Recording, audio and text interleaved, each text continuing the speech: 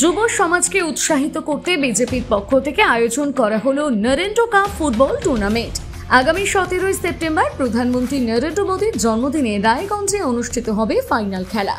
বিজেপির নেতৃত্বের দাবি 137 বছর আগে 11 সেপ্টেম্বর স্বামী বিবেকানন্দ শিকাগো শহরে যে ঐতিহাসিক বক্তব্য রাখেন তা ভারতবর্ষকে বিশ্বের দরবারে তুলে ধরেছিল। সেই দিনটিকে স্মরণ করে এই টুর্নামেন্টের সূচনা করা হয়েছে। বৃহস্পতিবার ইসলামপুরের মিলনপল্লী আদিবাসী মাঠে খেলার আনুষ্ঠানিক উদ্বোধন হয়। শুক্রবার খেলা দেখতে হাজির হন বিজেপির জেলা সভাপতি নিমাই কবিরাজ। এ বিষয়ে তিনি জানান, দেখুন, বিষয় হলো পশ্চিমবাংলার বেকার যুবকরা হতাশায় ভুগছে।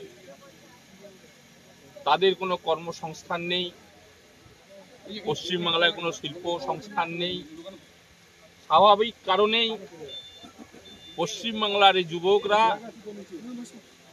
দিশেহারা। এই মতো অবস্থায় যুব সমাজের একটা অংশ বিভিন্নভাবে নেশায় আসক্ত হচ্ছেন। আর এর মূলত কারণ পশ্চিমবাংলার যে সরকার, সেই সরকারের ব্যর্থতার কারণে এই সবগুলো হয়ে আসছে। তাই আমরা ভারতের সরকার যুব সমাজকে সঠিক পথে এগিয়ে আসার জন্য নেশামুক্ত বাংলা গড়বার লক্ষ্যে এই নরেন্দ্র কাপ ফুটবল টুর্নামেন্টের আয়োজন করা হয়েছে।